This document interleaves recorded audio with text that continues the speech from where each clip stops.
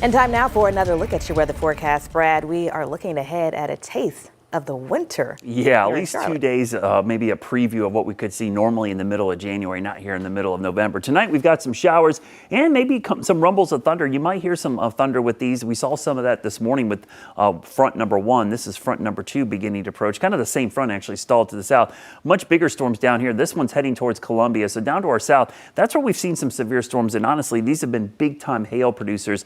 A lot of golf ball size hail. We're not expecting any of that in our area, but if you're traveling south on 77, just a heads up, you might run into that storm over the next hour or so. You see that little cluster. This is along the old front, which came through this morning, did kick off a stray shower or storm here, and that's why you probably saw some wet sidewalks when you woke up. That's what we expected. Just like we saw this morning, we could see some overnight showers, but for the most part, the rain chances are going to be pretty minimal and mainly south. But look how warm it is. We're going to struggle to drop below 60, so this is a pretty warm weekend overall. And tomorrow, ahead of the cold front, you see a lot of mid and upper 70s, pretty toasty for the Sunday. That southwest wind ahead of the front will blow torch us all the way up into the 70s. Enjoy it, because this is why we're going to see such a dramatic change. When you're in the mid 70s one day and mid 40s the next, that's a dramatic change. Cold front moves through. You see all the cold air. The upper lobe moves over us, so that produces really cold air and also snow showers in the mountains. In fact, we're going to see accumulating snows in the mountains. Our first snow of the season. That'll be pretty, I would say not widespread, but certainly in the mountains, the first measurable snow for many areas,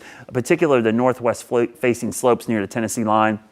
The typical candidates that get the biggest snows over in the Smokies, that will be the highlight, but Beach, Sugar, Roan Mountain, up there towards Mount Rogers and Grayson Highlands. Another surge of moisture comes in on Tuesday. So the big cool down, it's with us all day Monday and Tuesday. First widespread freeze of the season. So gardeners, landscapers, this is going to pretty much put an end to the growing season. A lot of us need to get those winter jackets, gloves, hats out. Also probably going to be running the furnace for the first time. Many of us for an extended period of time. So make sure it's ready to go. The big story will be in the mountains with wind chills in the teens and 20s for just about everybody, maybe even single digits in the ridge tops. 1 to 3 feet or inches, I say, above 2,500 feet. That would be a lot of snow, those feet. 1 to 3 inches above 2,500 feet and about 3 to 5 inches higher up. Let me show you the future cast of the feel like reading, or in this case, the wind chill. Here comes the cold front, 7 o'clock Sunday night. Watch it move across the area.